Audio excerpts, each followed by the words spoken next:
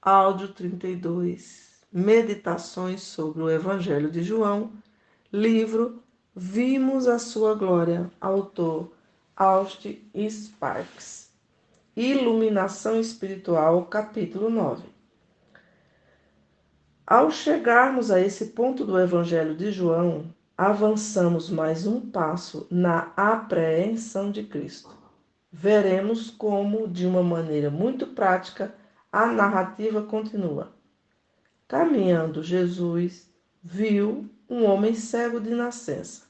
João 9:1. Frequentemente, observamos que as coisas que ocorreram na vida do Senhor Jesus não foram apenas acontecimentos, meros incidentes, detalhes de uma história, mas tudo era ordenado dentro do compasso de um soberano propósito. Assim como havia um elo espiritual entre a multidão sendo alimentada no deserto e o Senhor Jesus sendo dado como pão da vida, esse também é o princípio desse evento. Esse caso do homem cego de nascença é marcado por características que nos levam para nossas profundezas.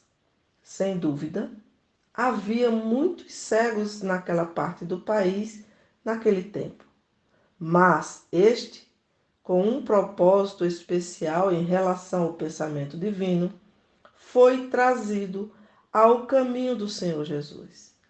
O mistério que envolve o seu caso é por demais profundo para nós. A pergunta dos discípulos trouxe uma quase impressionante conclusão. Mestre, quem pecou, este ou os seus pais, para que nascesse cego? João 9:2. Se eles foram vítimas de superstição, ou se estavam pensando naquela parte da lei mosaica que fala em pecados sendo visitados sobre os filhos até a terceira e quarta geração, o fato é que essa pergunta propiciou a seguinte afirmação, que apesar de incompreensível, traz a esse problema um tremendo valor espiritual. Nem ele pecou, nem seus pais, mas foi para que se manifeste nele as obras de Deus. João 9:3. Desta forma, podemos ver que havia um objetivo para a condição deste homem. E esse objetivo governava um movimento soberano que o colocou no caminho de Cristo naquele momento. Todo o contexto confirma isso e lança uma luz ao acontecimento. Notamos o fato significativo que vai ao cerne do assunto, que entre todos os cegos daquela região e ocasião, este homem havia nascido assim. Provavelmente, uma coisa mais rara que a outra. Não é sem significado que esse caso em particular fosse de cegueira de nascença. Isso representa um princípio, toda a verdade da vinda de Cristo como a luz.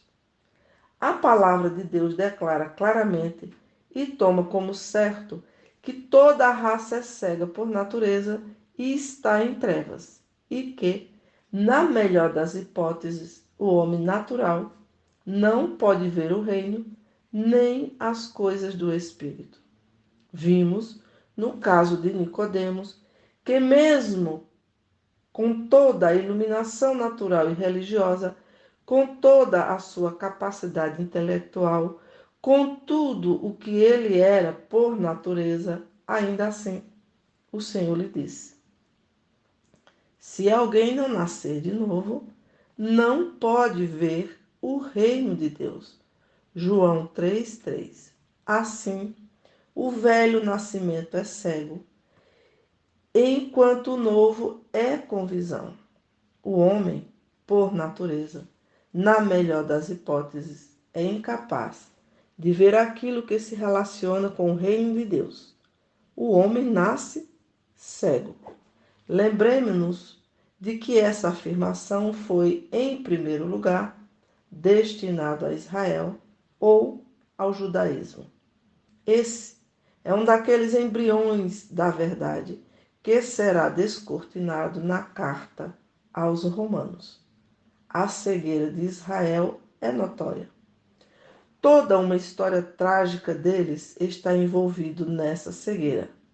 Veio aquele que poderia lhes ter dado visão, mas eles não acreditaram que estavam cegos, provando sua cegueira ao crucificarem o Senhor da Glória.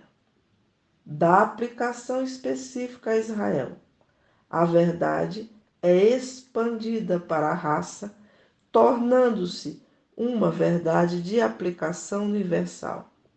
Esse fato universal é referido muitas vezes em escritos posteriores do Novo Testamento.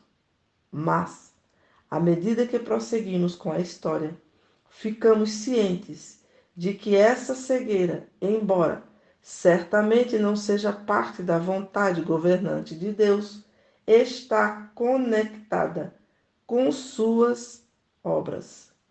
É necessário que façamos as obras daquele que me enviou enquanto é dia. João 9:4. Para que se manifeste nele as obras de Deus. As obras de Deus, portanto, estão relacionadas ao estado natural do homem em sua cegueira. As obras de Deus são dirigidas para levar o homem ao lugar de iluminação e conhecimento espiritual. Há dois outros elementos importantes aqui. A cura do homem cego foi realizada no dia de sábado. Por ter sido feita no dia de sábado, despertou uma grande fúria entre os anciãos judeus. Todo o problema que se seguiu foi, em grande parte, relacionado a isso. Ou, pelo menos, esse foi o pretexto. O fato da cura ter acontecido no sábado. As obras de Deus trazem aqueles que por natureza estão cegos e nas trevas para a iluminação e entendimento espirituais. Tais obras, então, foram conectadas com o dia de sábado pelo Senhor Jesus. O dia de sábado, com tudo o que ele representa, deve ser visto como uma questão do próprio Cristo. Essa é a essência desse capítulo. Cristo é o sábado de Deus, isto é, todas as obras de Deus estão completas em Cristo.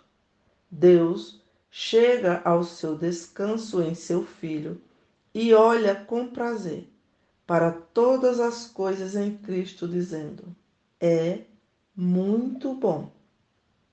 O estar consumado do Calvário foi o estabelecimento da verdade espiritual do repouso sabático no Senhor Jesus. Entrar na iluminação e entendimento espirituais é uma questão de entrar na obra consumada de Deus em Cristo. E falando de outra forma, é entrar na apreensão de Cristo como aquele que consumou as obras de Deus. Um outro elemento importante é essa afirmação notável. É necessário que façamos as obras daquele que me enviou enquanto é dia. Essa é, sem dúvida, a melhor tradução. O façamos no plural traz consigo algo de grande importância e valor. O Senhor conecta com os seus nas obras de Deus com vistas à iluminação daqueles que estão cegos e na escuridão.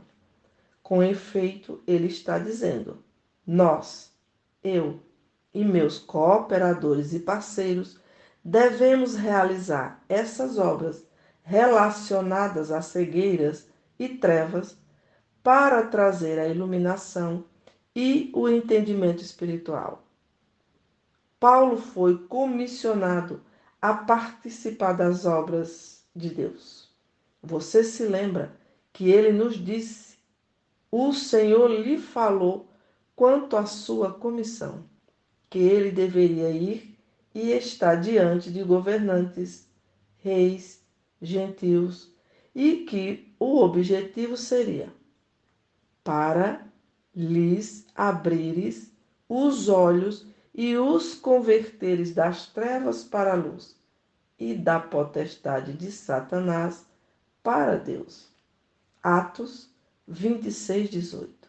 Ele foi um obreiro, trabalhando em conjunto com Deus no abrir dos olhos, para que as pessoas pudessem se converter das trevas para a luz. E ele o fez por meio do Espírito. Em nossa vida espiritual, estamos desfrutando do benefício de tudo isso. Lembre-se de suas palavras na carta de Efésios 1, 17 a 18. Para que o Pai da glória vos conceda espírito de sabedoria e de revelação, no pleno conhecimento dele, iluminados os olhos do vosso coração, para saberdes. Então, ele lista algumas das coisas que eles poderiam saber, tendo seus olhos iluminados com o espírito de sabedoria e entendimento. Nós, amados, somos chamados para a comunhão do Filho de Deus nesse ministério. E entramos diretamente nesse pequeno fragmento de João 9,4. É necessário que façamos as obras daquele que me enviou enquanto é dia. E obras de Deus são para abrir os olhos deles. Assim, tudo está relacionado ao estado natural daquele homem por ter nascido cego.